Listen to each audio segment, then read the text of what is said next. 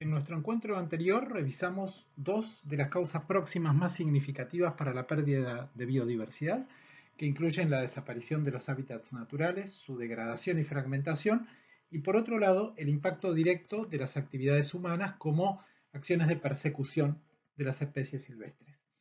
En esta clase nos vamos a concentrar en una tercera fuerza, que son las especies exóticas invasoras, comenzando por un caso bastante bien conocido. Se trata de la introducción de castores en la Tierra del Fuego Argentina, un acontecimiento que ocurrió en el año 1946 ante el pedido del gobierno nacional. Se solicitó a una empresa canadiense la importación de 25 parejas de castores. No pudieron capturar tantos animales y trajeron apenas 20, de los cuales ni siquiera sabemos cuántos eran machos y cuántos eran hembras. Los castores fueron liberados en el lago Fañano, en la isla Grande de Tierra del Fuego, y a partir de ese punto comenzaron a expandirse inicialmente de manera muy lenta.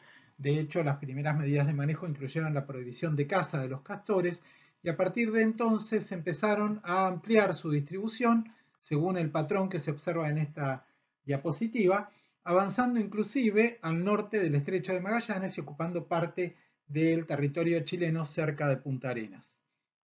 Esto fue una especie de invasión biológica planificada. La especie fue introducida de manera voluntaria y no con la idea de mantenerla cautiva en un criadero, sino efectivamente de establecer una población espontánea en la naturaleza para utilizarla como un recurso desde el punto de vista fundamentalmente del uso peletero. ¿Cuáles son los impactos de los castores que a partir de ese punto donde fueron introducidos avanzaron hasta ocupar miles de kilómetros cuadrados y más del 90% de los arroyos de la Tierra del Fuego argentina y chilena, como decíamos? Bueno, en primer término podemos entender que la construcción de los diques por parte de los castores afecta al bosque de ribera, primero de manera directa porque cortan árboles jóvenes para usarlos de materia prima para esos diques, y segundo por el efecto de las inundaciones, que es un factor con el que los árboles nativos de Tierra del Fuego prácticamente no habían convivido en términos evolutivos. Obviamente esos diques modifican el flujo del agua, modifican la dinámica de los sedimentos, de los nutrientes, cambian los hábitats acuáticos para todos los organismos que podamos imaginar que viven en esos arroyos, producen modificaciones en el suelo de los embalses que persisten aun cuando los embalses estén destruidos espontáneamente por abandono por parte de los castores o rotos por manejo, y eso favorece ese cambio en el suelo, favorece el establecimiento de especies exóticas invasoras, por ejemplo, de plantas anuales. ¿Por qué les fue tan bien a los castores? Bueno, hay algo, una idea en biología de las invasiones que se llama paradoja de las invasiones, que intenta comprender cómo puede ser que una especie venida desde una región remota del planeta sea capaz de establecerse, de formar una población, de avanzar, incluso de dominar sobre el paisaje. Como si hemos aprendido a lo largo de nuestra formación que las especies van moldeando sus características por presiones de selección que tienen que ver con el ambiente donde viven, y esas presiones actúan durante millones de años. De repente viene una especie de fuera y pasa por encima de todos los componentes nativos del ecosistema. Acá hay una primera cuestión. El caso de los castores es un caso de invasión exitosa. Hay muchísimos casos en los que las especies traídas desde otra región del mundo no consiguen establecer una población o avanzar sobre los ambientes. Es decir, estamos pensando en una situación casi excepcional, porque la mayoría de las invasiones, como vamos a ver más adelante, fracasa. Y como explicaciones del éxito hay distintas hipótesis que también vamos a desarrollar con más profundidad un poco más adelante en esta misma clase, que incluyen el hecho de que estas especies traídas de otra región suelen dejar sus enemigos naturales atrás. Por ejemplo, en el caso de los castores, osos y lobos ya no están presentes en este territorio. Eso se llama hipótesis de liberación de los enemigos naturales. Y por otro lado, que tienen un nicho ecológico que no está ocupado por otras especies en el ambiente receptor, y eso también les ayuda en términos de librarlos de la competencia. ¿Hasta dónde podrían expandirse los castores que, como decíamos, ya cruzaron el estrecho de Magallanes, ya están en la Patagonia continental? Bueno, básicamente hasta donde alcanza el bosque templado, hasta las provincias de Neuquén, donde encontramos bosque en cordillera y precordillera, Quién sabe otros ecosistemas también, porque los castores en Tierra del Fuego, de nuevo, donde no hay enemigos naturales, han conseguido establecerse también, por ejemplo, en arroyos en medio del ambiente de este. El caso de los castores, además, agrega una dimensión muy interesante que es típica, es clásica en el manejo de invasiones biológicas, que tiene que ver con la percepción pública, con la opinión de las personas respecto de las especies invasoras. Este es un cartel asociado con o colocado en un área donde se desarrollaban acciones de control de castores en Tierra del Fuego. Fue intervenido por alguien que señala que todos quienes estaban haciendo algo para controlar a los castores eran asesinos y que los castores eran inocentes. Definitivamente los castores no tienen ninguna culpa de estar donde están, de estar en la Patagonia argentina y chilena. Sin embargo, lo que está claro es que si uno los deja operar en ese ecosistema, si permite que la invasión persista, los impactos sobre la economía y el ambiente son tremendamente grandes. De hecho, se estima que los castores son responsables de una deforestación que en términos de superficie es superior a la deforestación causada por los humanos en la Tierra del Fuego y que son probablemente el factor de alteración ambiental más importante desde el efecto que produjo la última glaciación. Desde lo formal, el Convenio de Diversidad Biológica reconoce a las especies exóticas invasoras como un factor fundamental responsable de pérdida de diversidad biológica y de impactos económicos, impactos sobre la salud, impactos sobre bienes culturales, y convoca a los países signatarios de este convenio a establecer estrategias y medidas para prevenir la introducción de nuevas especies y para controlar aquellas que ya estén presentes en sus territorios. El mismo documento define lo que es una especie exótica y dice una especie exótica es una especie traída de otro lugar. Es una especie introducida, son sinónimos, es decir, una especie que está en un sitio que está por fuera de su área histórica de distribución. Vean que el término especie exótica no incluye ningún juicio de valor. Quiero decir, ninguna especie es mala o buena por ser nativa o por ser exótica. En realidad, el manejo de especies exóticas invasoras no es una suerte de nacionalismo biológico o chauvinismo por el cual no queremos especies de fuera. De hecho, queremos, necesitamos y movemos especies de un lugar a otro. El problema no son las especies exóticas, sino un subconjunto de las exóticas que llamamos especies exóticas invasoras, que son aquellas que habiendo sido traídas de otra región por actividad humana, de manera voluntaria o accidental, de forma directa o indirecta, consiguen establecer una población en el ambiente receptor y expandirse más allá del sitio donde fueron introducidas, colonizando ambientes naturales y seminaturales, afectando de manera directa o indirecta a la biodiversidad nativa o afectándola potencialmente y perjudicando también actividades económicas, la salud pública y los bienes culturales. El Convenio de Diversidad Biológica tiene tres objetivos fundamentales: conservar la biodiversidad, promover su uso sostenible y promover también la participación justa en los beneficios que se deriven de su uso, que todas las personas puedan acceder de manera equitativa a esos beneficios. Las especies exóticas invasoras son un problema, no por ser exóticas, sino porque se oponen a uno o más de estos objetivos. Es interesante ver que el Convenio de Diversidad Biológica dice que una especie exótica invasora es primero exótica. A veces nos preguntamos si una especie nativa puede traer problemas y definitivamente sí. Hay poblaciones de especies nativas, sobre todo aquellas que llamamos sobreabundantes, especies oportunistas que se ven favorecidas por acciones humanas de transformación del ambiente, que aumentan su abundancia y que pueden tener impactos significativos sobre la estructura o la composición de los ecosistemas o sobre poblaciones de especies vulnerables. Esta fotografía de arriba a la izquierda muestra una gaviota cocinera, Larus dominicanus, sobre el lomo de una ballena franca austral.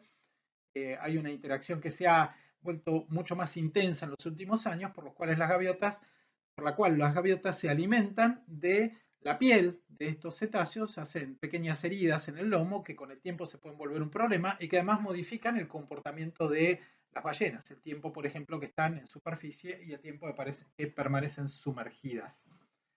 Gaviotas y ballenas son nativas de la costa argentina.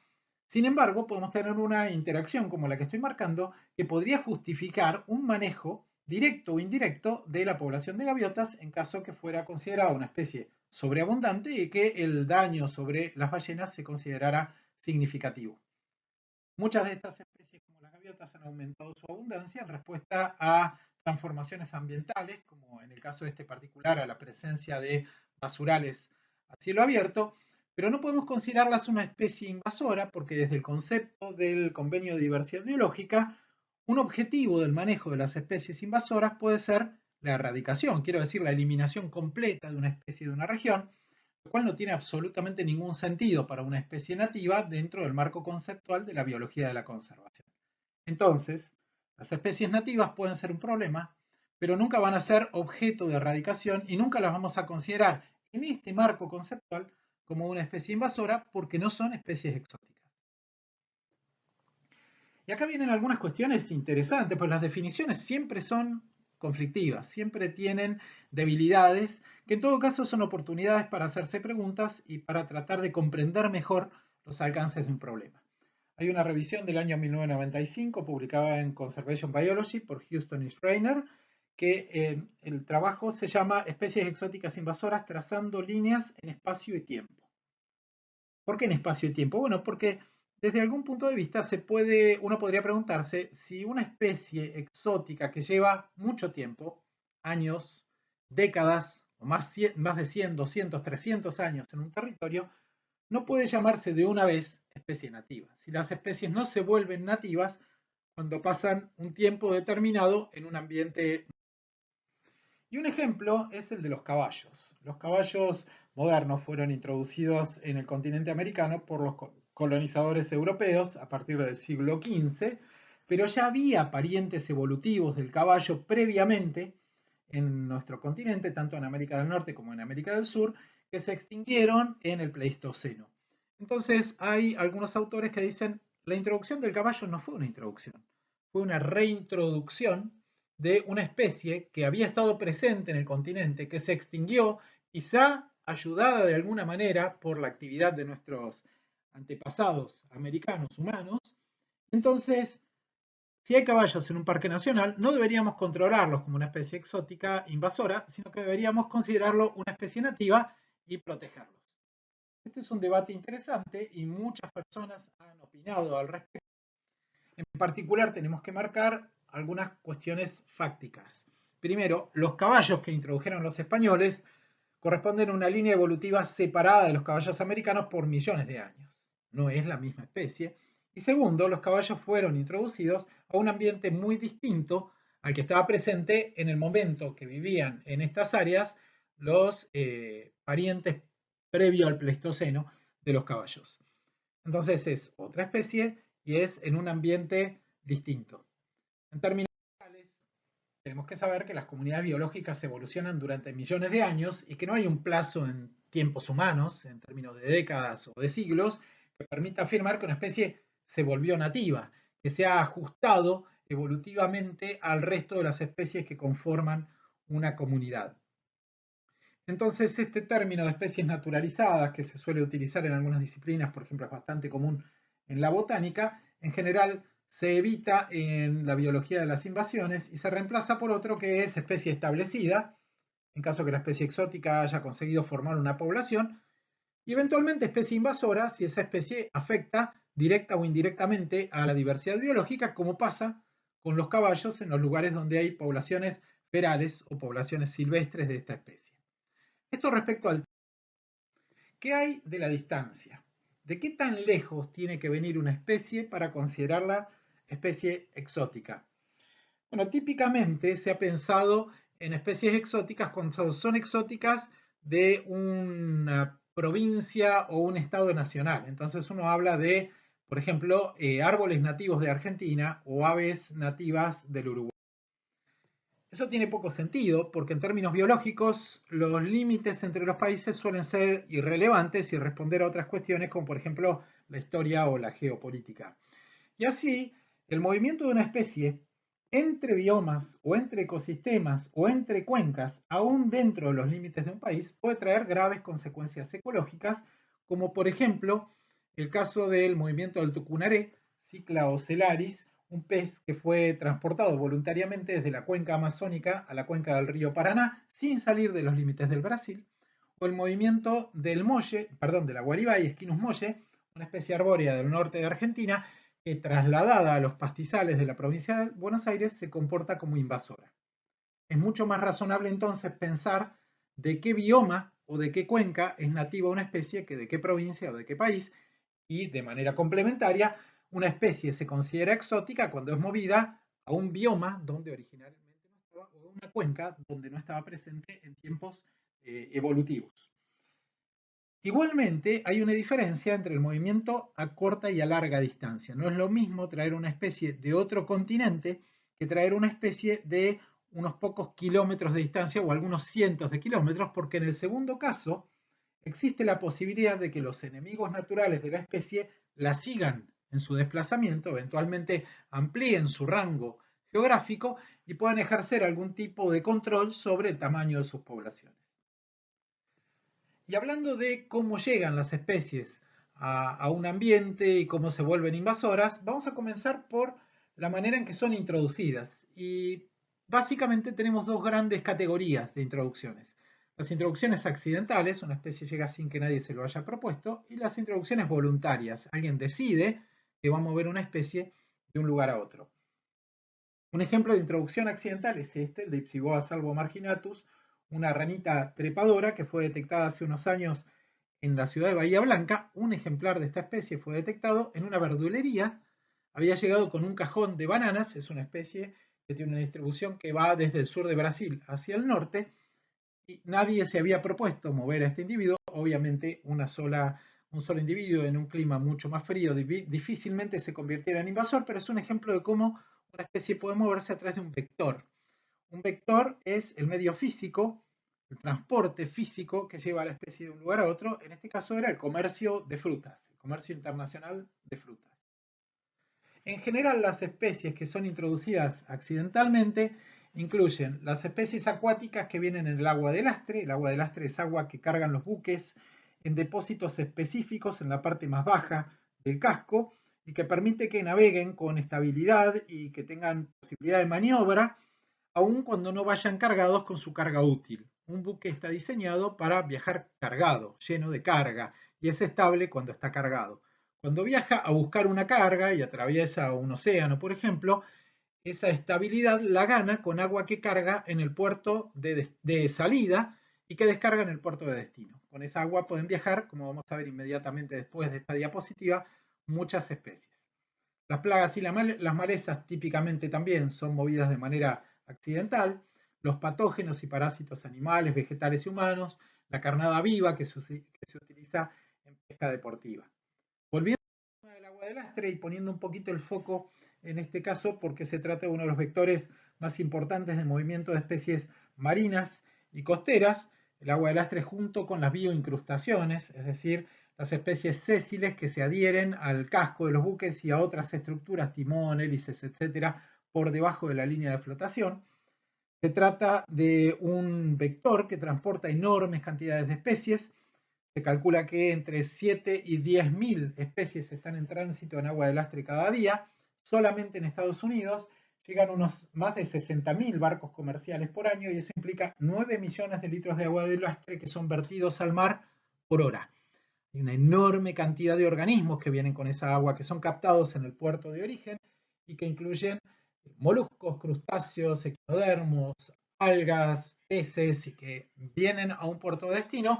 Algunos de ellos pueden sobrevivir si las condiciones ecológicas son similares a las de origen y establecer eventualmente una población.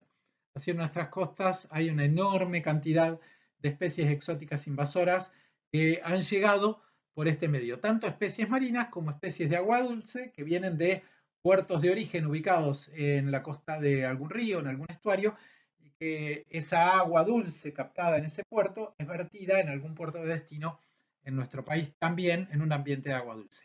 Actualmente la Prefectura Naval Argentina prohíbe el vertido de agua dulce en los puertos de agua dulce, por ejemplo en los puertos del río Paraná. Se garantiza de que esa agua haya sido cambiada en medio del viaje del buque y haya sido reemplazada por agua salada, y eso disminuye significativamente el riesgo de transportar especies.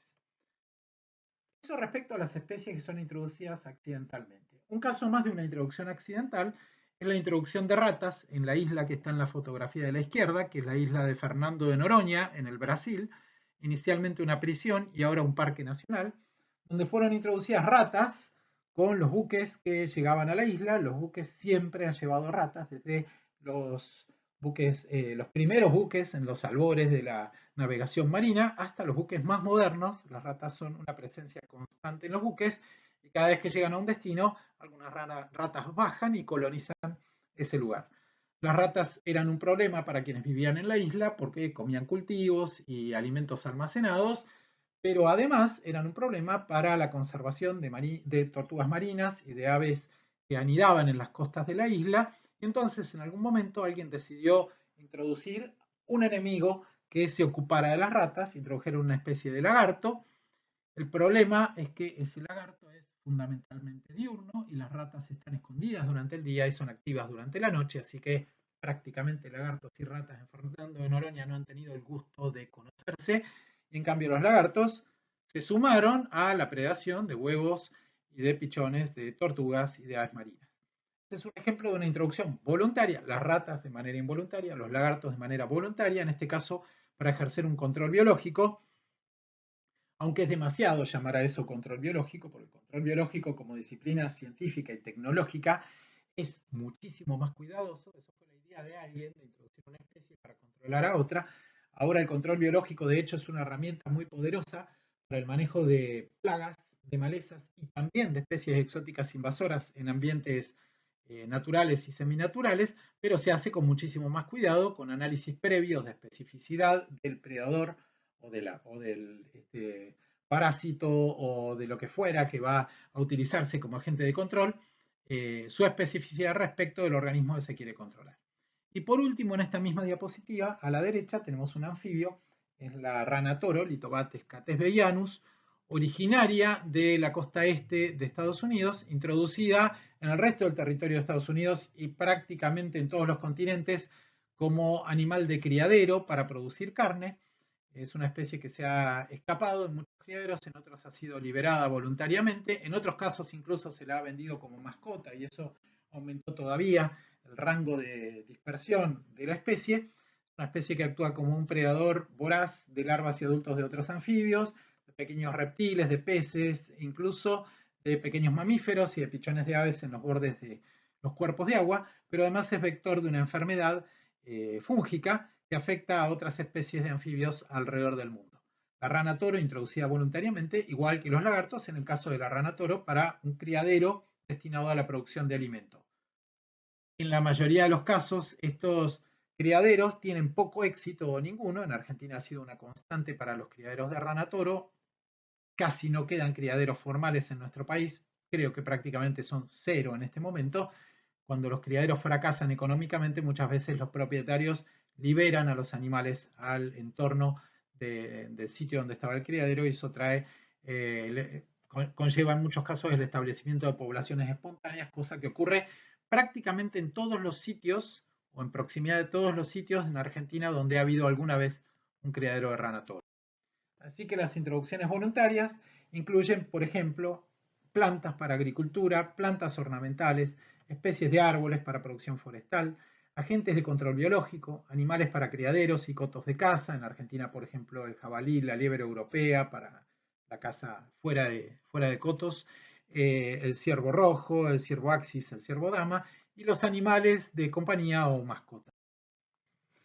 Hay una cuestión interesante con las introducciones voluntarias que en general son introducciones educadas, quiero decir, no enfocan en cualquier especie, sino que eligen especies en función del destino que quiere dárseles. Entonces se introducen peces para piscicultura que crecen rápidamente, que tienen un gran potencial reproductivo, que toleran amplias variaciones en las condiciones climáticas, y esas mismas condiciones las vuelven excelentes candidatos para volverse invasores. Es un costado particular de la dinámica de las invasiones. Lo mismo pasa con algunas plantas, como esta que está en la fotografía, el kudzu, Pueraria lobata, introducida en el sur de Estados Unidos para estabilizar suelos sujetos a problemas de erosión, por ejemplo, los bordes de las carreteras, porque crece muy rápido, porque cubre el suelo en alta densidad, porque tolera variaciones climáticas. Eso mismo le permitió avanzar más allá de los lugares donde está plantada y volverse una especie exótica invasora. Los animales de criadero son otro ejemplo muy difundido de organismos que son introducidos con distintos fines. Por ejemplo, en el caso de este animal, Neobison bison, que es el bisón americano, introducido para peletería, un animal que fue liberado en algunos criaderos en la provincia del Chubut, cerca de la cordillera. A partir de ahí ha avanzado en ambientes acuáticos de toda la Patagonia y es un predador significativo de aves que crían en el interior de las lagunas o en el borde de las lagunas. Y una de las amenazas principales, por ejemplo, para la conservación de los últimos ejemplares de macaco viano en las lagunas de altura en la meseta de la provincia de Santa Cruz. Los animales de compañía también tienen un rol significativo como especies que son introducidas con frecuencia. En la fotografía tenemos un pez león originario del Indo-Pacífico, establecido e invadiendo las aguas del Caribe y del Atlántico en la costa norte de Brasil, donde actúan como predadores de larvas de peces en los arrecifes de coral, una especie que estaba presente en acuarios y a partir de una tormenta se liberó accidentalmente, fue introducida voluntariamente como pez de acuario, se liberó accidentalmente por una tormenta, por un huracán, y así empezó a colonizar el Caribe. Probablemente haya habido otras liberaciones de parte de acuaristas amateur, pero además hay una cuestión en este caso de los animales de compañía, en particular de los peces, pero también con algunos otros grupos como las aves. El cautiverio nos parece una situación cruel y probablemente lo sea. Entonces muchas veces los animales son liberados con muy buenas intenciones, pero como dice la diapositiva, en el ambiente o el océano equivocado. De hecho, en Estados Unidos, a partir de la película Buscando a Nemo, se dio un comportamiento generalizado en la población que era, yo veo esta película y quedo sensibilizado con el tema de tener en cautiverio un pez, vuelvo a mi casa, tomo la pecera con mi pececito y lo suelto en un arroyo, en un río, en un lago o en la costa del mar, lo más cerca que tenga de mi casa. Por supuesto que la mayoría de esos bichos se mueren porque encuentran condiciones muy distintas a las de origen, pero en algunos casos pueden sobrevivir. Depende también de la cantidad de animales que sean liberados el hecho de que se pueda establecer una población. Hay un trabajo hecho con encuestas en Montreal, en Canadá, donde quienes eran consultados permitieron hacer una generalización y obtener un número que dice que cada año los habitantes de Montreal liberan unos 10.000 peces de acuario en los grandes lagos. Y así se han establecido muchas especies de acuario en los grandes lagos. Arriba a la izquierda hay una fotografía de la tortuga de orejas rojas, una especie originaria del sur de Estados Unidos, Rachemis scripta, introducida en distintos países también como un animal de compañía. Es una especie que está establecida en muchos ecosistemas naturales de nuestro país, incluso en las reservas urbanas en la ciudad de Buenos Aires, en Costanera Sur, donde uno puede ver estas tortugas que además se hibridan con especies del mismo género que son nativas de nuestra región, provocando uno de los impactos menos considerados en biodiversidad, que es justamente el de la contaminación genética de las especies nativas con genes venidos con las especies exóticas invasoras. Entonces, así es como llegan las especies exóticas a un lugar nuevo. La pregunta es si todas las que llegan son capaces de invadir. Yo ya había dicho al principio, cuando hablábamos de los castores, que era un caso casi excepcional. ¿Por qué? Porque la mayoría de las invasiones biológicas, mejor dicho, la mayoría de los eventos de introducción de especies no resultan en una invasión. La probabilidad de éxito de una invasión es baja. Aún así es un problema porque es, digamos, un problema de baja frecuencia, pero de gran impacto, y la frecuencia en realidad no es tan baja si lo comparamos, como vamos a ver más adelante, con las introducciones naturales, con los movimientos naturales de las especies, porque los humanos movemos tal cantidad de plantas, animales y microorganismos que la frecuencia de las invasiones es aún así significativa, por más que muchas. De hecho, hay una propuesta de los años 90 de Mark Williamson que dice, él propone algo que se llama la regla del 10 o la regla del 10%, que de cada 100 especies introducidas, 10 forman una población y y de esas 10, una se vuelve invasora. Por supuesto que esa teoría no tiene ninguna pretensión predictiva. No podemos decir, introdujimos una especie y se volvió invasora, así que podemos traer 99 más que no van a dar ningún problema. En absoluto es así. Entonces, ¿para qué sirve?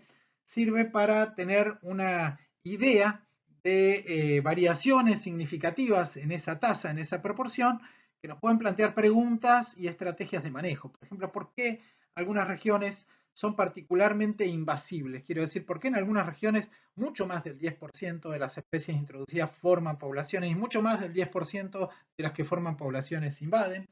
¿O por qué unos grupos de organismos tienen un éxito inesperadamente alto? Por ejemplo, todas las plantas introducidas en Australia como forrajes, como especies para alimentar al ganado, se han vuelto invasoras, no el 1% o el 10%, el 100%.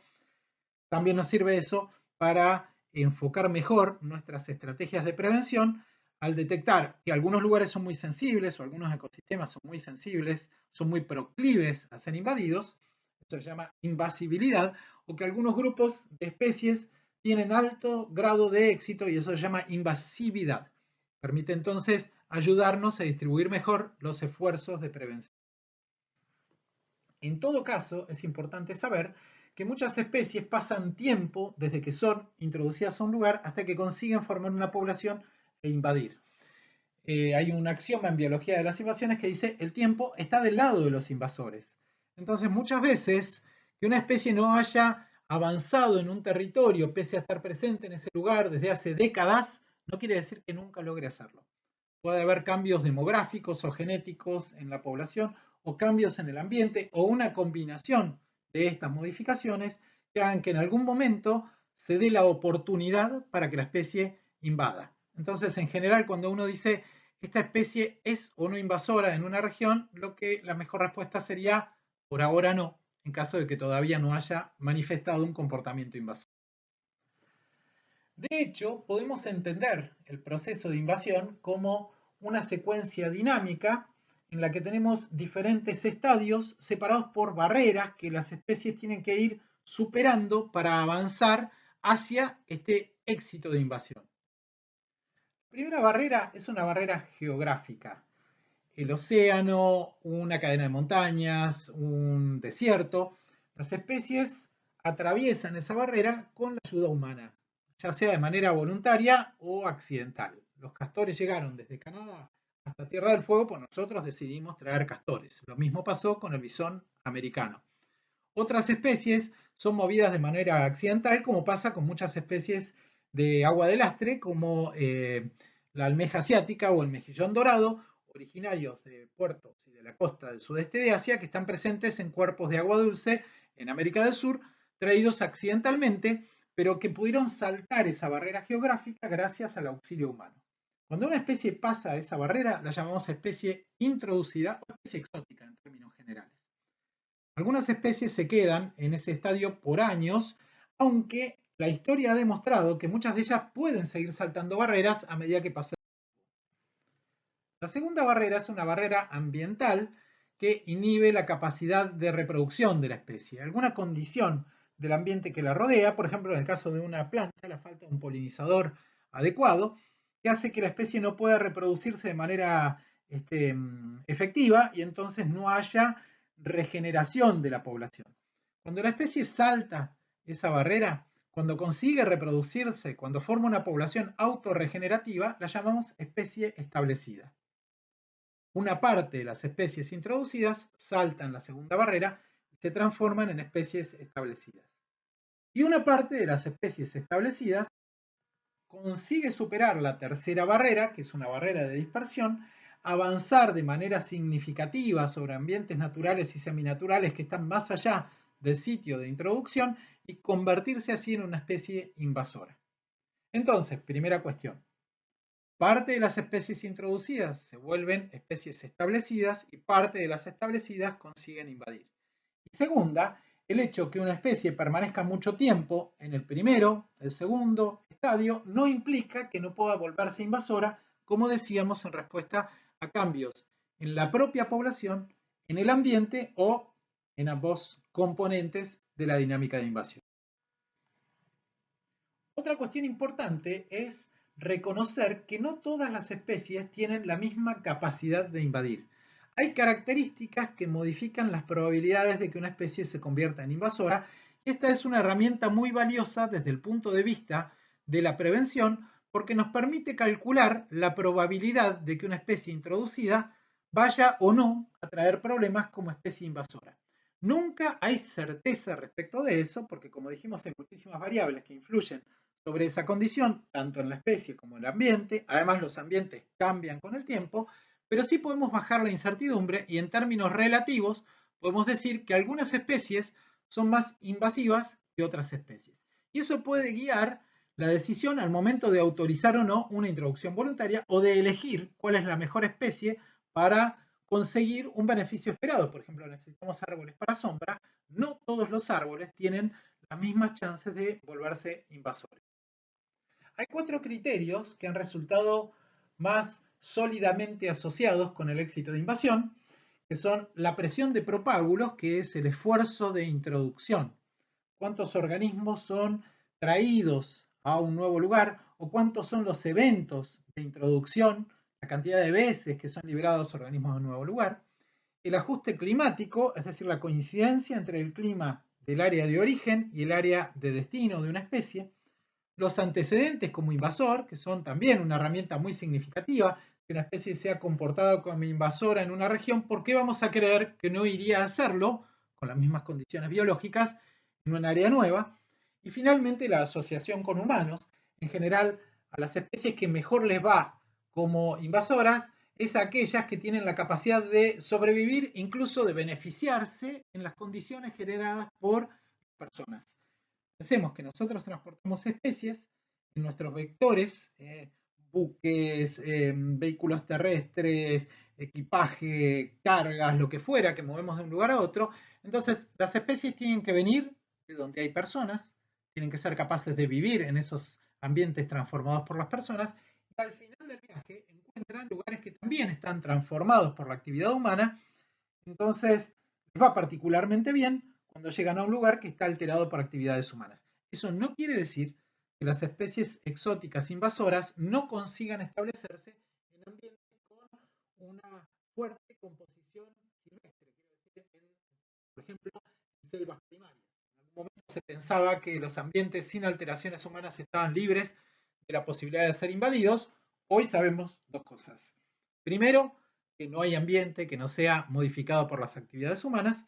Y segundo, que hay especies que consiguen establecerse aún en ambientes extremos o en ambientes con una alta riqueza biológica y en un muy buen estado de conservación. Vamos a ver algunos de estos criterios o estos factores por separado. Decíamos entonces que uno de los factores clave para predecir el éxito de invasión era la presión de propágulos. Esto es interesante porque más allá de factores determinísticos, existen variaciones aleatorias, variaciones al azar en el ambiente receptor, por ejemplo, que determinan que las posibilidades de que los organismos liberados en un sitio sean mayores o menores en función, por ejemplo, de cambios climáticos, ¿no? Si en un lugar se introduce una población de rana toro, es lógico pensar que si los días que continúan a la invasión son muy lluviosos y se forman muchos ambientes y la invasión o la liberación se produjo en la época de cría, esta especie pueda comenzar a formar una población. Distinto sería si la liberación viene en una época de sequía. Claramente, cuanto mayor sea el número de intentos de introducción o de número de liberaciones, el número de eventos de liberación, mayores son las chances de que al menos alguno de ellos coincida con condiciones apropiadas. Lo mismo, si se liberan muchos organismos de cualquier especie, es más probable que la población sobreviva. Piensen que al momento de la introducción de una especie estamos hablando de un conjunto pequeño de individuos, de alguna manera una situación análoga a la de una especie amenazada. Entonces, el riesgo de extinción de ese conjunto de organismos es bastante alto. Sin embargo, si son muchos más, las probabilidades de permanencia son mayores. Respecto al segundo factor de ajuste climático, es lógico pensar que si un organismo es transportado desde un lugar parecido en términos ambientales, parecido climáticamente al sitio de destino, la probabilidad de que sobreviva y se establezca y forme una población es mucho mayor. Un biólogo de la Universidad de Florida, John Cournot, hizo un trabajo en el cual primero caracterizó el clima de la Florida y después buscó alrededor del mundo, realizó una clasificación en la que determinaba cuáles eran las regiones que tenían climas muy similares con Florida, climas similares, climas poco parecidos y climas nada parecidos. Y después empezó a mirar de dónde venían aquellas especies que eran exóticas, invasoras, con mucho éxito dentro de la Florida, aquellas que avanzaban rápidamente y cubrían grandes superficies. Entonces, por ejemplo, determinó que Casuarina equisetifolia, que está en la fotografía de la derecha, un árbol originario de Australia, no venía de cualquier región de Australia, sino que venía de una zona con alta coincidencia climática con la Florida. Lo mismo, Equinus terebintifolius, que es originario de Brasil, venía de una zona del Brasil con alta semejanza climática con la Florida. Esta es una cuestión muy interesante también para fortalecer sistemas y estrategias de prevención, porque nos permite orientar mejor nuestros esfuerzos. Si estamos vigilando la probabilidad de que una especie determinada sea transportada por un vector y los vectores llegan con alta frecuencia a nuestra región, por ejemplo, estamos tratando de evitar la llegada de determinados insectos en el cargamento de buques y al puerto que nos toca regular llegan 50 buques por mes y no podemos revisar los 50, entonces solo nos alcanza para revisar 10. No revisaremos 10 al azar, sino que nos concentraremos en aquellos que vienen de áreas climáticas semejantes al área de destino o que hicieron una parada en algún puerto que tiene una semejanza climática con el puerto de destino. De esa forma estamos filtrando las especies que tienen más chance de establecerse. En los otros buques pueden venir también especies, pero si vienen de regiones muy distintas, la probabilidad de que invadan es menor. Así que este es otro factor significativo. Esto respecto a nuestra capacidad de predecir el comportamiento de las especies. Hoy habíamos adelantado un poco con el tema de los castores esta cuestión de la paradoja de las invasiones y de tratar de entender por qué algunas especies les iba tan bien cuando llegaban a un lugar completamente nuevo. Y habíamos planteado que una de las explicaciones era la liberación de los enemigos naturales. Esta fotografía muestra una población de Opuntia ficus indica, un cactus sudamericano, pero la fotografía no está tomada en América del Sur, sino en Australia, donde la especie fue introducida como forraje para el ganado, también para formar cercos, y se transformó en una agresiva invasora. Cuando se buscaron en América del Sur los enemigos naturales que hacían que no crecieran en estas densidades, se encontró una pequeña polilla que se llama Cactoblastis cactorum, que pone sus huevos sobre los cladodios, sobre los tallos de los cactus. Esos huevos eclosionan, las larvas perforan los tallos, se meten hacia el interior y la planta se muere. Entonces, ese enemigo natural fue llevado desde América del Sur a Australia y permitió contener la plaga, resolviendo un problema, pero al mismo tiempo poniendo a prueba la teoría de que viajar dejando los enemigos naturales atrás puede ser una de las claves del éxito. Habíamos dicho que muchas veces las especies exóticas llegan a un lugar donde no hay nadie, no hay otras especies que tengan sus capacidades biológicas. Quiero decir, no hay especies que, por ejemplo, tengan el mismo nicho trófico que ellas y entonces se encuentran libradas de competencia, como pasó, por ejemplo, con las truchas en la Patagonia. No había peces piscívoros medianos y grandes en los ríos y lagos de la Patagonia argentina y chilena antes que se introdujeran las truchas, o con este animal que está en la fotografía, que es Boiga irregularis, la serpiente arborícola marrón, transportada accidentalmente desde Australia a la isla de Guam, también en el Pacífico, donde no había predadores arborícolas, no había animales que treparan a los árboles y se alimentaran de los huevos y los pichones de las aves, entonces se transformó en un predador muy exitoso, sus poblaciones, formó una población significativa, invadió la isla y produjo y produce un impacto muy marcado sobre las poblaciones de aves que anidan en los árboles, que antes eran un lugar seguro para estar, digamos, a salvo de los predadores. Una característica interesante en este proceso de invasión es toda la fase de expansión. La especie ya fue introducida, ya formó una población, saltó la barrera 1, saltó la barrera 2 y ahora empieza un proceso de expansión. La expansión ha sido muy estudiada, sobre todo por las oportunidades que ofrece de modelados matemáticos y entender cómo se expanden las especies. En un modelo muy simple podemos pensar que las especies invasoras se expanden desde el punto de introducción como las ondas que se forman cuando uno tira una piedra en un cuerpo de agua. Empiezan a avanzar desde ese centro hacia sitios cada vez más lejanos. Por supuesto que la forma de la expansión dependerá de las condiciones locales que harán que en algunas direcciones el avance es más rápido y en otras es más lento. Y ahí también hay mucha información respecto de las condiciones locales que hacen que a una especie le vaya mejor o le vaya peor. Hay un concepto, que es el que está en esta diapositiva asociado con la expansión, que es el concepto de demora en la invasión, o se llama también en inglés lag phase, fase de demora o lag phase.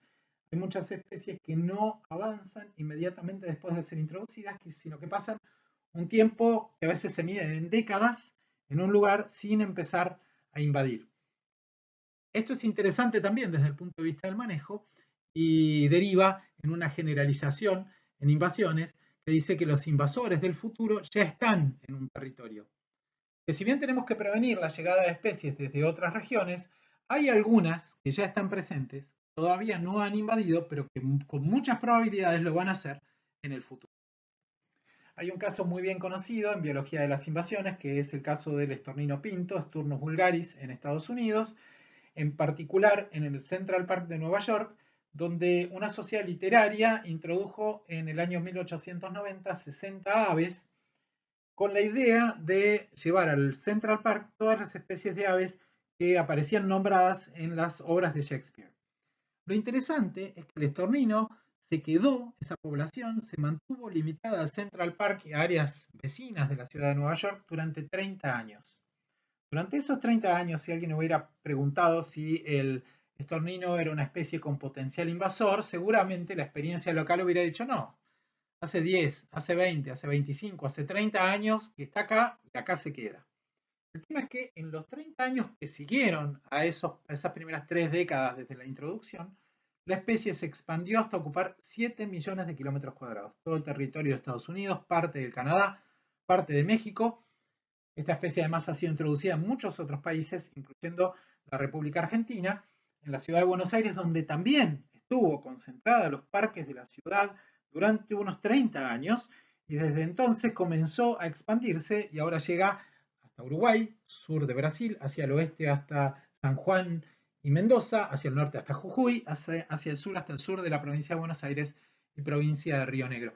¿Qué hace que una especie explote en términos de expansión? Bueno, puede ser un cambio genético, como decíamos, estos organismos se están reproduciendo en un lugar, están pasando generación tras generación con procesos de presiones locales de selección. Eventualmente puede aparecer una variante genética que avance sobre el territorio. Puede ser un cambio demográfico, por ejemplo, un aumento en la proporción de juveniles, un cambio en el ambiente que habrá una oportunidad, una ventana de oportunidad para la expansión, o una combinación de cambios en la especie y en el ambiente.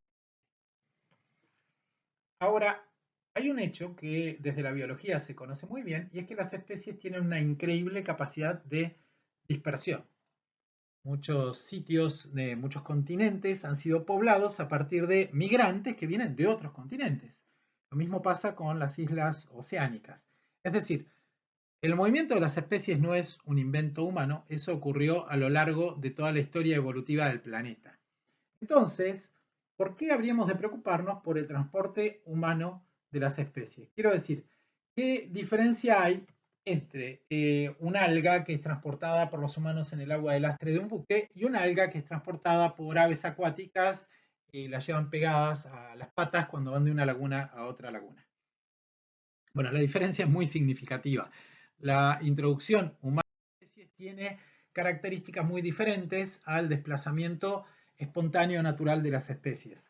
Primero, porque hemos aumentado la tasa de introducción en miles de veces. Miles de veces. La cantidad de especies que son movidas por acción humana es muchísimo mayor que la que había antes de la presencia humana como un vector global de dispersión.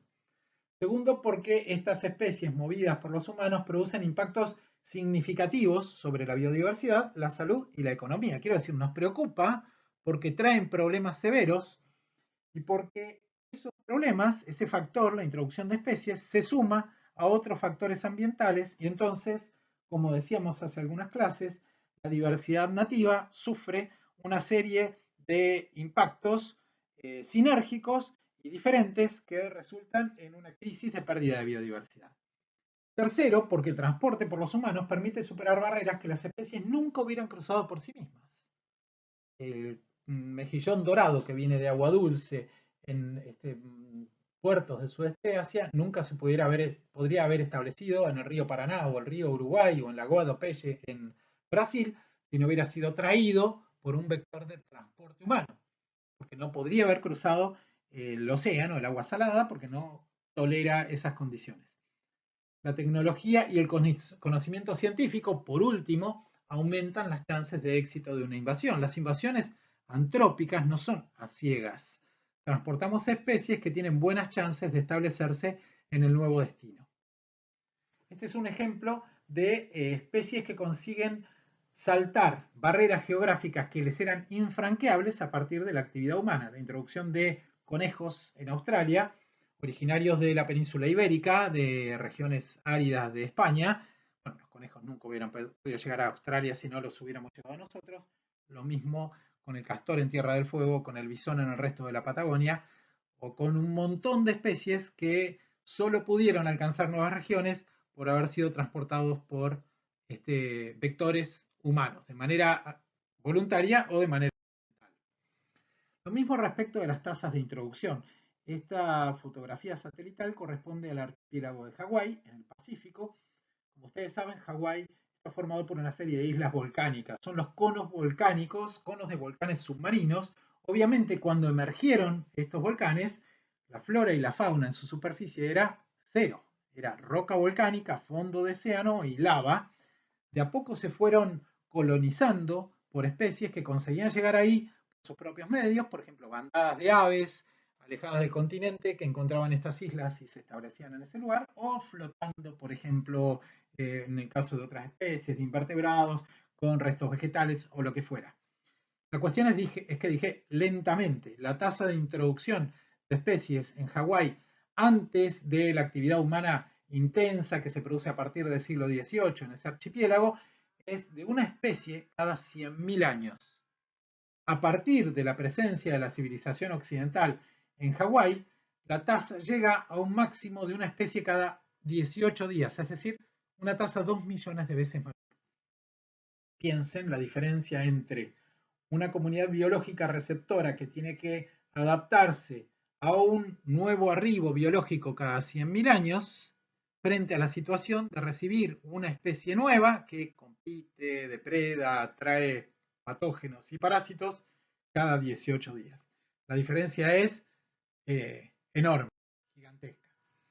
Por otro lado, una diferencia con los cambios, con los movimientos históricos de las especies, es que nosotros estamos modificando, al tiempo que cambiamos la distribución de las especies, estamos modificando el clima, y de esa forma, por un lado, reducimos la resistencia biótica de los ecosistemas, o sea, bajamos la capacidad de los ecosistemas de resistir las invasiones, y abrimos ventanas de oportunidad para especies que podían estar en una región apenas introducidas o establecidas, con nuevas condiciones, por ejemplo, una disminución del número de días con temperaturas por debajo de cero en una zona, pueden empezar a avanzar sobre ambientes naturales o seminaturales y volverse invasoras.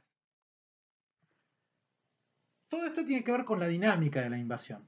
Ahora, ¿cuáles son los efectos que producen las especies exóticas invasoras y que hacen que nos preocupemos por esta cuestión?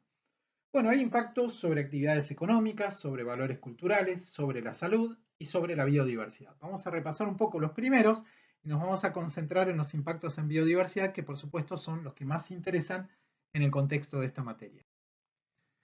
El impacto global de las especies invasoras es gigantesco. Se estima en un 5% del Producto Bruto Interno del planeta, o sea, un 5% de lo que se mueve en todas las economías locales, regionales y globales se pierde por efecto de las especies exóticas invasoras que actúan, por ejemplo, como plagas, como patógenos, como malezas, que afectan infraestructura, que modifican la frecuencia de los incendios y la intensidad de los incendios. La cifra es gigantesca. En el año 2017 se hizo un cálculo para un conjunto de especies en la República Argentina y se estimó que el daño anual, cada año, era de 3.410 millones de dólares. 3.410 millones de dólares es una enorme cantidad de dinero para una economía, para cualquier economía, pero en particular para una economía como la Argentina. Una sola especie, jabalí, produce un daño aproximado de 1.300 millones de dólares a la economía argentina cada año. Ese daño equivale, por ejemplo, a unas 3 veces el presupuesto que el país destina a ciencia y tecnología. Quiero decir, es una cantidad de dinero enorme que tiene que ver con los efectos negativos en la producción ganadera y en la producción agrícola, daños a los cultivos, daños a los granos almacenados, por ejemplo, en los silobolsas. Además, el jabalí es reservorio de enfermedades que afectan a los cerdos domésticos, que afectan al ganado bovino, es responsable de accidentes viales. Hay una serie de efectos económicos que producen daños tremendamente significativos. Esto desde el punto de vista económico. En términos culturales, las especies exóticas invasoras modifican el recursos y borran la memoria cultural que vincula la diversidad biológica con nuestra diversidad de costumbres y nuestra diversidad de pueblos. En la quebrada de Humahuaca, en Jujuy, vive el pueblo Cloya, que ocupa las partes medias y altas de los cerros, donde hay vegetación de yungas, donde hay selva. Es una selva con una altísima biodiversidad, que hace algunas décadas está sufriendo un proceso intenso de invasión por la planta que está en la fotografía, que es un ligustro, Ligustrum lucidum, conocido en esa región de Argentina como sereno. Esta especie, primero, produce una enorme cantidad de frutos dispersados por las aves nativas, lo que le permite alcanzar rápidamente un área muy grande. Segundo, sus renovales son umbrófilos, quiere decir son capaces de crecer bajo la sombra de sus propios padres y entonces van transformando el ambiente en una especie de monocultivo dominado por esta especie, prácticamente excluyendo al resto de las plantas, muchas de las cuales necesitan luz solar cuando son juveniles. Ese bosque incluye muchísimas especies que son caducas, que tienen follaje caedizo. El ligustro conserva sus hojas todo el año, entonces el efecto que produce sobre el sistema es drástico. Ese es el impacto en la biodiversidad. Los pueblos originarios, como el pueblo Cloya, van perdiendo recursos culturales que tenían que ver con su memoria colectiva, con usos como el uso medicinal, al punto que las nuevas generaciones ni siquiera conocen el nombre de muchas especies nativas, de árboles, por ejemplo, porque cada vez hay que irse más lejos para poder encontrarlas. Otro impacto es el impacto sobre la salud. Hemos introducido en nuestros territorios, por ejemplo, vectores de enfermedades como el dengue, el zika, el chikungunya, enfermedades para las que ni siquiera conocíamos el nombre hace algunos años y ahora son un problema significativo, un costo importante para la salud pública, un desafío para sistemas médicos en los que los profesionales no han convivido con esas enfermedades, no figuraban en los libros que leyeron, no eran conocidas por sus profesores. Quiero decir, son situaciones y escenarios de salud pública nuevos y desafiantes, como si no tuviéramos suficientes problemas, introducimos especies que afectan nuestra salud. Algunas son, como decía, en el caso de dengue, zika y chikungunya, patógenos exóticos introducidos junto con vectores exóticos como el mosquito tigre. Otro vector introducido es el caracol africano gigante, Lysacatina fulica, que está en esta fotografía, y que es hospedador de nematodes que producen meningoencefalitis eosinofílica y angioestrongilosis abdominal, dos enfermedades graves. Todavía no se ha detectado en Argentina un ejemplar de este caracol afectado por estos nematodes. Si el nematode está presente el caracol también. El problema es que si se infectan, como sí pasa en países vecinos como en Brasil, el caracol elimina parte de los nematodes a través del viso, a través de la baba. Eso puede contaminar las plantas de una huerta y así puede llegar a enfermar a las personas. Finalmente, el tema que más nos compete, que es el efecto de las especies exóticas invasoras sobre los valores ambientales. Bueno, históricamente este tema ha sido mucho menos considerado que otros impactos que afectan a la diversidad biológica. Sin embargo, es un tema muy significativo y produce, entre otras cosas, cambios que son persistentes en el tiempo. Las especies invasoras provocan efectos que son duraderos. Algunas personas plantean si la introducción de especies no es en todo caso un enriquecimiento biológico del planeta. Por ejemplo, hay muchas más plantas, diversidad de plantas en Argentina ahora que antes que llegaran los europeos. El número total de especies es mayor. Ni que hablar en áreas que han evolucionado separadas del continente, en islas como Nueva Zelanda. Por ejemplo, Nueva Zelanda, antes de la llegada de los primeros humanos, tenía unas pocas especies de mamíferos, todas ellas eran murciélagos, ahora tienen muchísimos más mamíferos. Entonces, ¿no estamos aumentando la riqueza biológica con el movimiento de especies de una región a otra?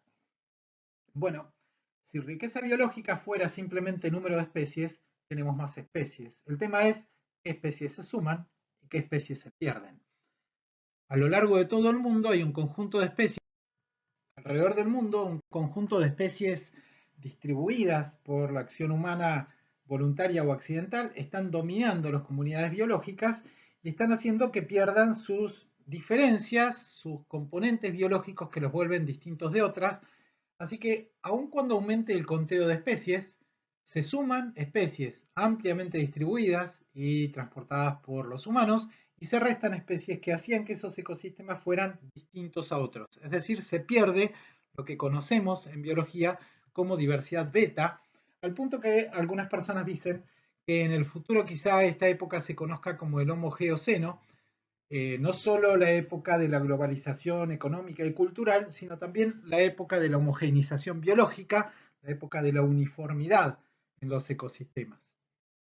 Introducir especies exóticas invasoras puede sumar al conteo de especies, pero sin lugar a dudas reduce la diversidad. Finalmente, una cuestión interesante respecto de las peculiaridades de las invasiones biológicas como factor de transformación ambiental es que, a diferencia de otros agentes de pérdida de biodiversidad, las especies exóticas invasoras se quedan.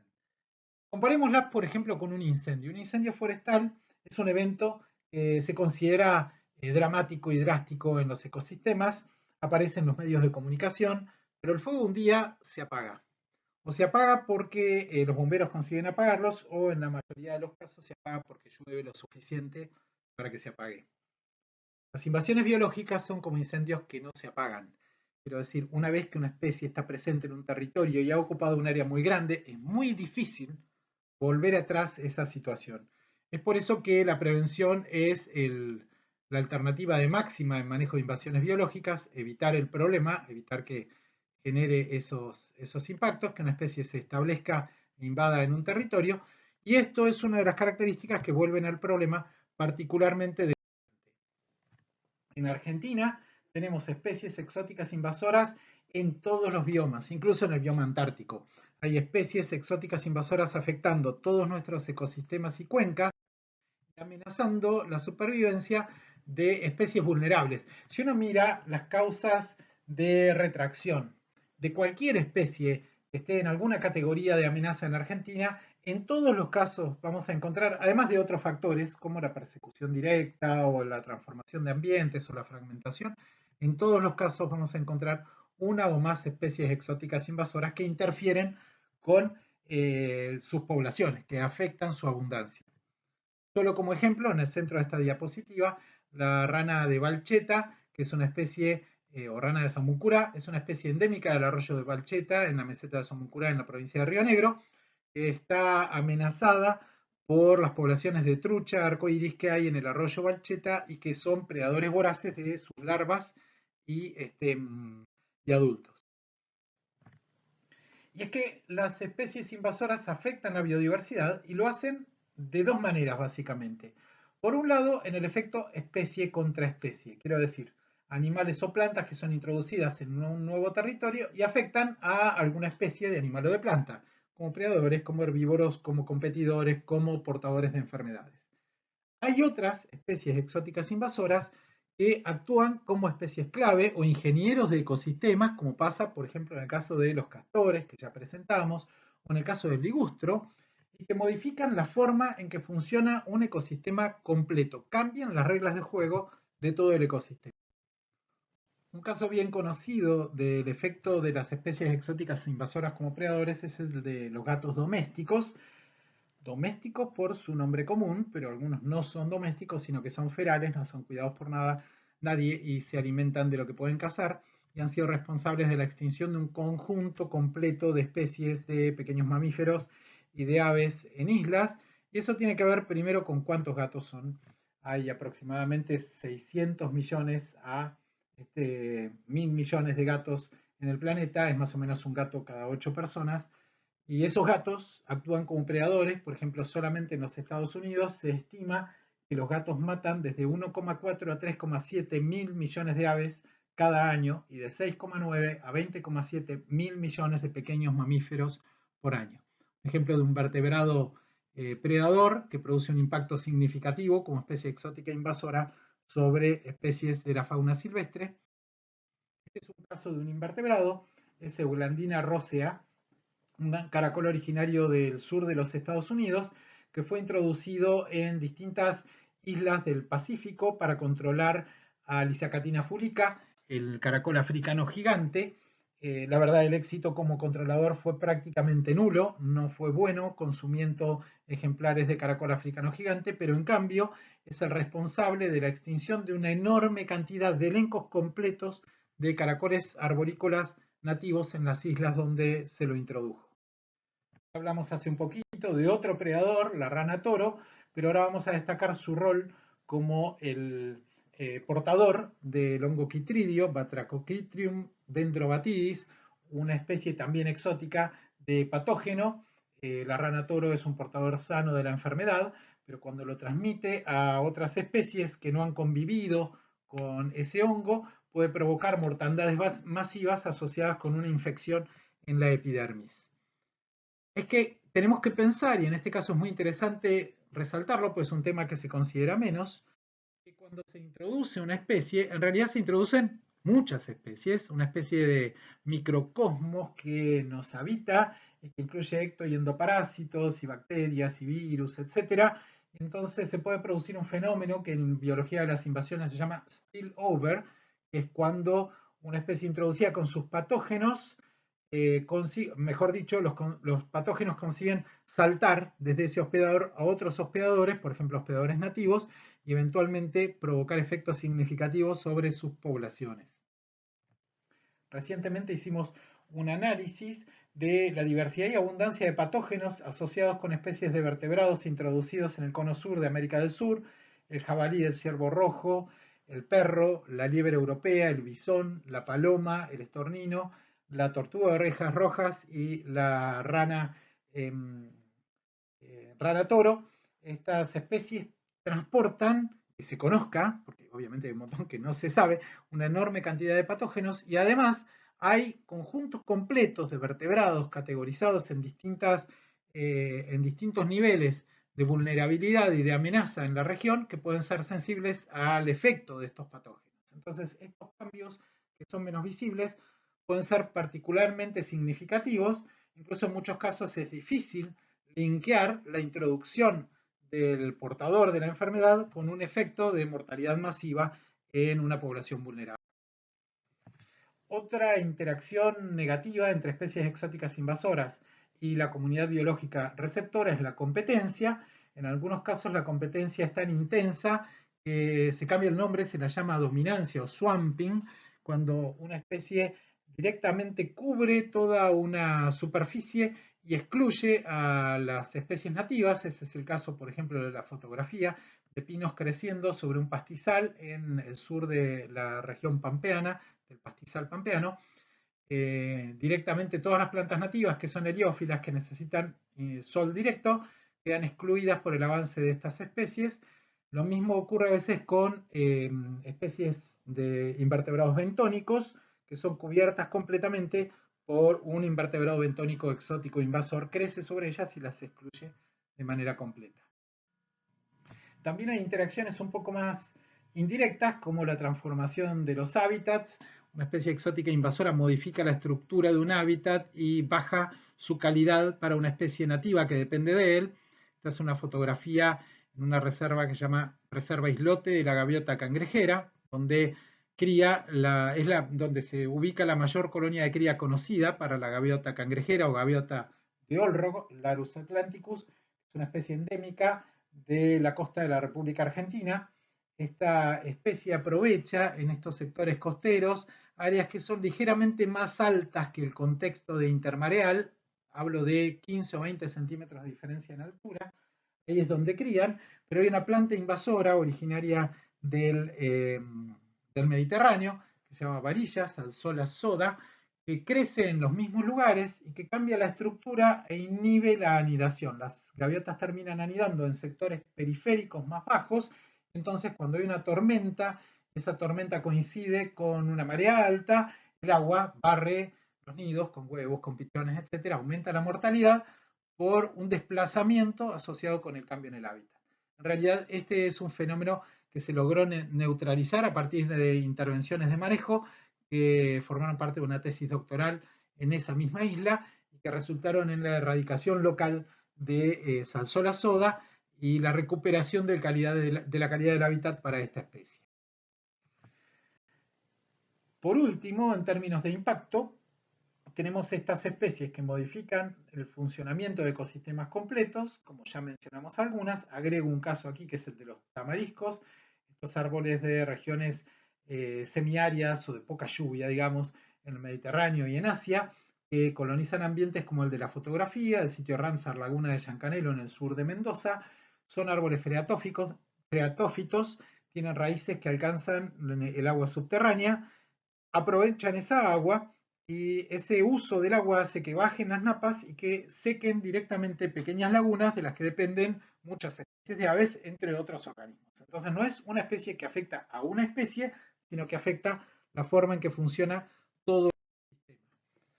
Lo mismo pasa con las gramíneas africanas, gramíneas megatérmicas introducidas en el sur de Brasil y presentes también en Argentina y en Paraguay, introducidas con la idea de aumentar la producción forrajera para el ganado, pero son gramíneas de muy baja calidad para el engorde, en algunos casos ni siquiera resultan en el aumento del peso de los animales, entonces son percibidas como un problema inclusive por los ganaderos, pero una vez que fueron introducidas empezaron a expandirse por sus propios medios, entre otras cosas porque se queman frecuentemente, se han quemado en tiempos evolutivos también, pero resultan en incendios que son más intensos y más frecuentes que los que afectaban naturalmente esas regiones, y entonces terminan matando el banco de semillas de especies nativas y se genera una retroalimentación positiva donde más incendios resulta en poblaciones más densas y más amplias de estas gramíneas que resultan en incendios más intensos y más frecuentes, y eso aumenta la cobertura y la densidad de la especie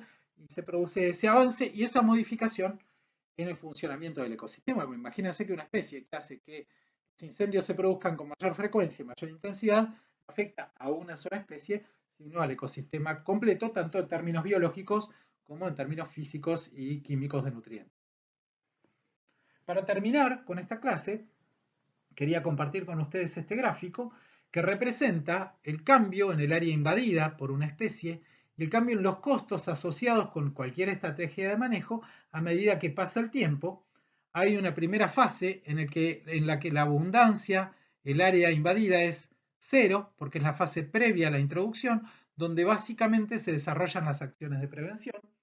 La prevención es un aspecto poco considerado en invasiones biológicas, aunque claramente es el que debería recibir mayor atención. No hay nada mejor que hacer con una invasión que impedir que llegue. Una vez que la especie está presente en un territorio, empieza a avanzar en términos de área cubierta y también en términos de abundancia, primero lentamente, a veces siguiendo una fase de demora mayor que la que está representada en este gráfico. En ese momento, lo importante es la detección de la especie. La podemos detectar cuando todavía está limitada geográficamente, cuando ocupa un área pequeña y en baja densidad. Nuestras chances de erradicarla son máximas. Imagínense que, como decíamos, es un momento de mayor vulnerabilidad para la especie y además necesitamos menos recursos para poder erradicarla. El tema es que es difícil detectar una especie cuando ocupa un solo sitio y en baja densidad. Por eso tenemos que tener buenas estrategias de detección temprana y acción precoz, Porque además, a medida que aumenta la abundancia de la especie, ya la erradicación es más difícil, en algunos casos es técnicamente imposible, por lo menos con las herramientas que tenemos a mano en este momento. Entonces tenemos que dedicarnos a la contención, a evitar la expansión más allá de ese punto, o al control sostenido, es decir, actuar de manera permanente para bajar la abundancia a niveles que sean compatibles con la conservación de los valores que nos interesa proteger en un área. Finalmente, cuando la especie aumenta su área de distribución hasta llegar a un equilibrio que tiene que ver con que ocupó todo el ambiente que es apropiado para ella, tenemos que concentrarnos en estrategias de manejo a largo plazo, que básicamente son estrategias de convivencia con la especie, de minimización de daños. Esto no quiere decir que en ese punto no podamos erradicar una especie. Hay muchos ejemplos de especies erradicadas en áreas grandes, aunque la mayoría de los casos exitosos son en territorios insulares, en islas. Hay casos en regiones mucho más grandes, pero eso es muy caro, es muy costoso. Todo lo que podamos hacer antes es más importante. Tenemos que tener siempre en cuenta lo que habíamos dicho al principio. El tiempo no está del lado de los biólogos de la conservación, el tiempo está del lado de las especies exóticas invasoras. Todo lo que podamos hacer en prevención, detección temprana y acción precoz va a ser positivo para el ambiente, positivo para nuestros presupuestos y además va a aumentar nuestras chances de actuar con eficacia frente a uno de los desafíos más importantes para la conservación de la diversidad biológica.